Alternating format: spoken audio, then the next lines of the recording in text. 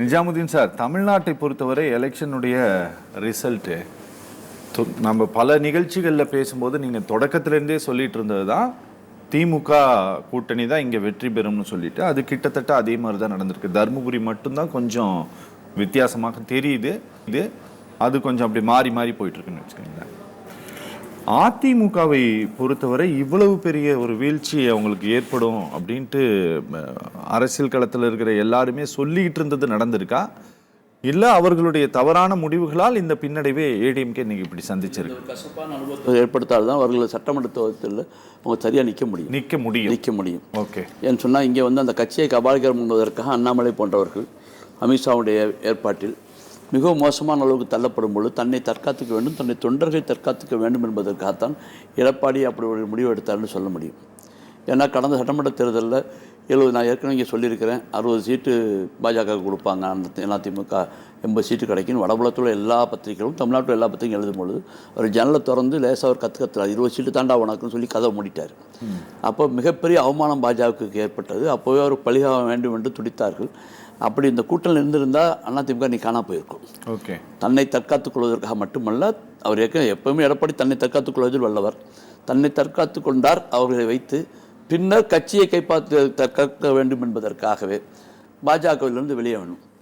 இப்போது மீண்டும் ஒரு கால் பாஜக அதிமுக கூட்டணி இருந்தால் எடப்பாடியை அண்ணாமலையை பொறுத்தவரை ஒரு 3.5 சீட்டு தான் பெற முடியும். ஏன்னா 20 சீட்டு சட்டமன்றத்தை பெற்றால் அதுக்கு நிகரான பாராளுமன்ற தொகுதி 3.5 சீட்டு. 3 என்பது 4ஆக தருவார் அல்லது 5ஆக தருவார். ஒற்றை இலக்கத்தை தாண்ட முடியாது என்ற காரணத்தினால் தன்னை தக்க வைத்துக் கொள்வதற்காக செல்வி ஜெயலலிதா அவர்களை இல்லாது பொல்லாதமாக பேசி அந்த கூட்டணியிலிருந்து வெளியாகக்கூடிய ஏற்பாட்டை அண்ணாமலை செய்து கொண்டார். அதான் உண்மை. ஓகே. இல்லைன்னு சொன்னால் அது ஒன்றும் மாற்றம் இல்லை. ஓகே. மற்றபடி வித்தியாசங்களும் பெருசாக ஒன்று வித்தியாச பிரதி இந்த பலவீன இந்த பின்னடைவுக்கு பிறகு தவறுகளை சரி செய்து கொள்ள வேண்டிய தேவை ஏடிஎம்கேவுக்கு ஏற்பட்டு இதை விட பெரிய பின்னடைவுகளை எல்லாம் அதிமுக சந்திச்சிருக்குது. சரி. திமுகவும் சந்திச்சிருக்குது. ஜெயலலிதா அவர்களே தோத்த காலமும் உண்டு. சரி. அதெல்லாம் அந்த திராவிட இயக்கங்கள் ரெண்டையும் பொறுத்தவரை வெற்றி தோல்வி என்று நம்ம இதை எடுத்துக்க முடியாது. தமிழகத்தை பொறுத்தவரை அவர்கள் நிலைத்திருக்கக்கூடியவர்கள். இப்போ இந்த களத்தில் சூழ்நிலை என்ன எவ்வாறு என்பது முன்கூட்டியே தெரிந்து விட்டது. சரி. வடபுலத்தில் மாற்றம் இருக்கும் அப்படி இருக்குன்னு சொல்லும்போது தமிழ்நாட்டில் பாஜகவே தமிழ்நாட்டில் நாங்கள் தேர மாட்டோம்னு சொல்லி தான் அவங்க நாம் தமிழோட போட்டி போட ஆரம்பித்தாங்க.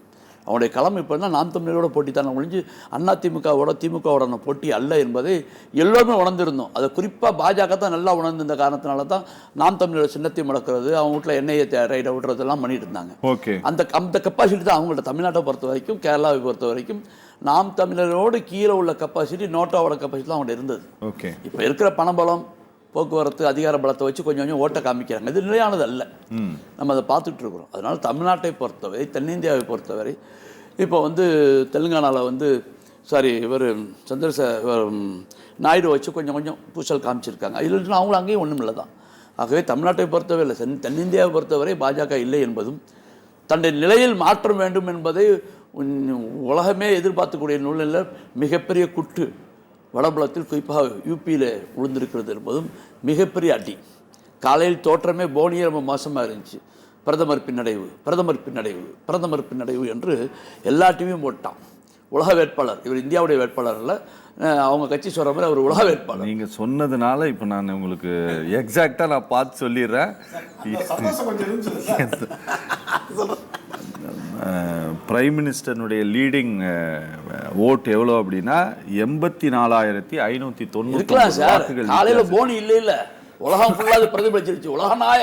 உலகநாயகன் கத்தெல்லாம் காணா போச்சுல்ல. அந்த ஏதோ ஒரு 4 பூத்து வச்சுங்களேன், 4 பூத்தில் காணா போயிட்டார்ல அவர். உலகநாயகன், மகா நடிகன், செவாலிய செவாலிய பட்டம் வென்றவர், இன்னும் சொல்லப்போனால் நடிப்புக்கென்று பரதரத்தை அப்புறம் போகிறவர், உலகத்தின் மாபெரும் நடிகர். இப்போ இப்படிலாம் வச்சுக்கும் போது அடி தானே இது சார். இது அடி சார். ஆனால் நீங்கள் ஆந்திராவும் தெலுங்கானாவும் அவங்களுக்கு கை கொடுத்துருக்குதே. ஆந்திராவும் தெலுங்கானாவும் கை கொடுத்துன்னு சொல்ல முடியாது. கை கொடுத்துருக்கு, 8 இடங்கள் வந்திருக்கு. அது லோக்கல் பாலிடிக்ஸ். நீங்கள் ஆந்திராவிலையும் தெலுங்கானாலையும் லோக்கல் பாலிடிக்ஸ் வச்சு பார்க்கணும். சரி. இப்போ கிட்டத்தட்ட 10 ஆண்டுகளை தாண்டி ஒய்எஸ்ஆர் போயிடுச்சு. இன்றைக்கி அது ஒரு மாற்றத்தை வேணும்னு மக்கள் விரும்புவாங்க. அதை வச்சுக்கிட்டு ஒரு வந்து ஏற்கனவே வந்து சைபராபாத் என்று பேரே மாற்றக்கூடிய அளவுக்கு பேர் வாங்கிய நாயுடுவை வச்சு அவர் களமிறக்கி கொண்டு வந்துட்டு இருக்காரு. சரி, இல்லாமல வரணும். ஓகே. அதனால எப்பவும் போல தான் அங்கே சிறப்பான தலைவர்களுக்கு ஆந்திராவை பொறுத்த வரைக்கும் வெங்கைய நாயுடு இருக்கிறாரு. ஓகே. வெங்கைய நாயுடு இருக்கிற வரைக்கும் அங்கே பாஜக உருப்படாதுன்னு உலகமே தெரிஞ்சு போன மேட்ரு.